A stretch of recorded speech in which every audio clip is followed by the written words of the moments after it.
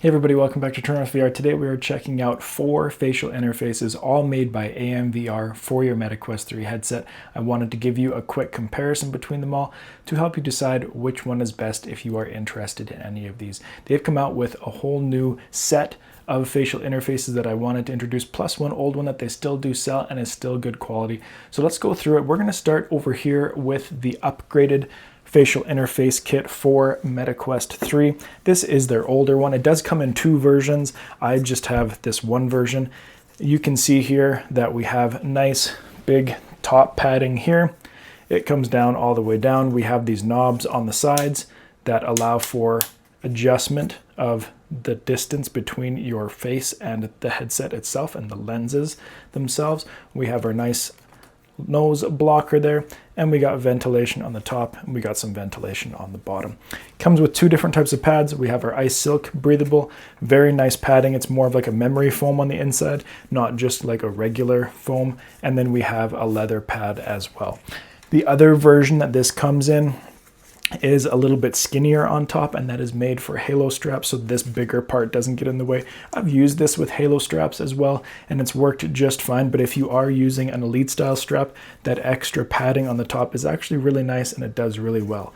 This one is priced at $40. I used it for quite a long time, and it was a very nice facial interface. If we move into their new series, they kind of have what's called the FC4 series.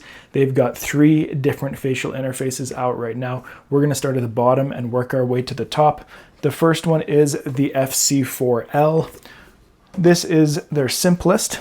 It just comes with one type of padding. Their leather padding there, as you can see.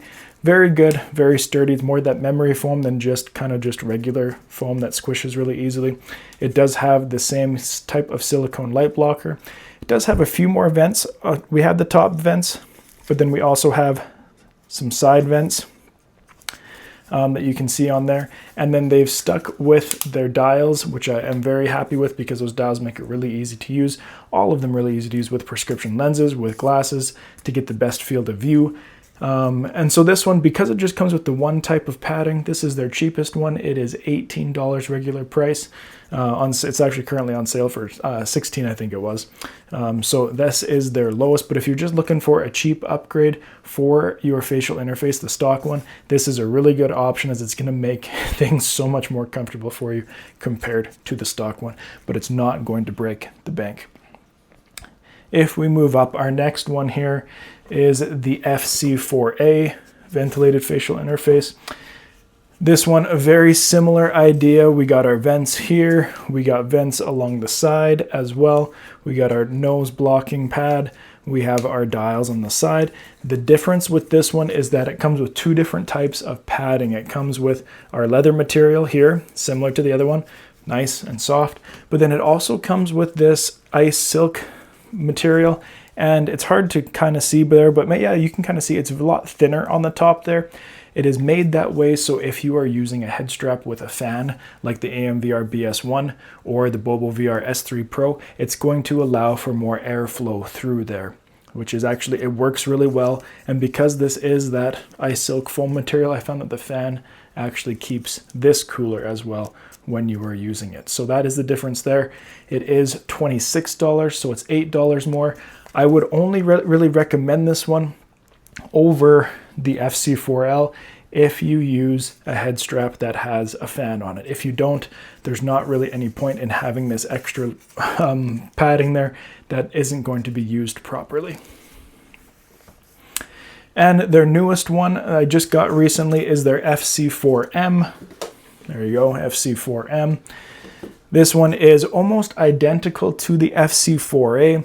However, the padding is slightly different, so I'll show you that in just a minute, but our vents are the same, our knobs are the same, and nose blocking pad is the same, but instead of being Velcro attached, these are magnetically attached pads. It comes with both leather and our same type of padding that this one does, the ice silk, that is made for head straps with a fan. This one, I guess I didn't really show you here, the FC4A. It is all Velcro instead of the magnetic one that our FC4M is. The FC4M does, because of the Velcro, have a bit more ventilation in there compared to the Velcro one. At least you can see it better and feel it a little bit better as well. But the padding is very similar between the two.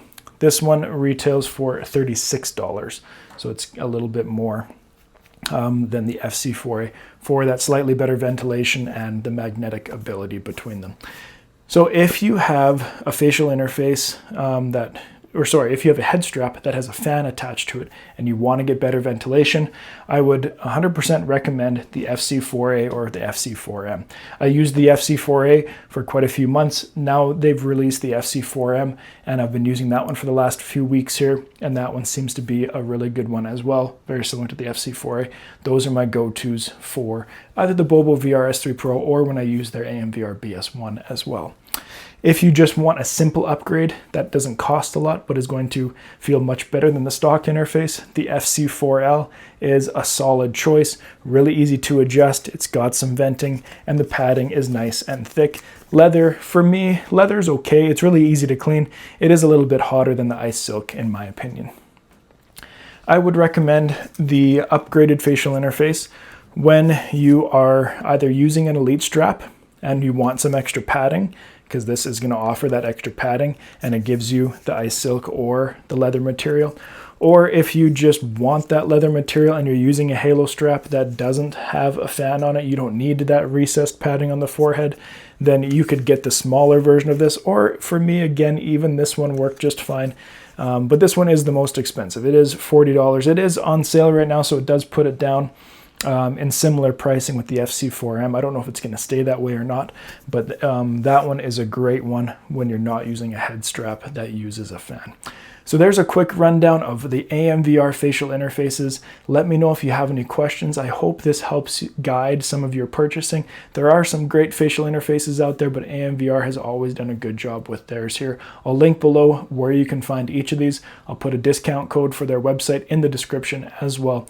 Make sure you join the Discord. Make sure you subscribe so you don't miss the next review. We'll see you next time here on True North VR.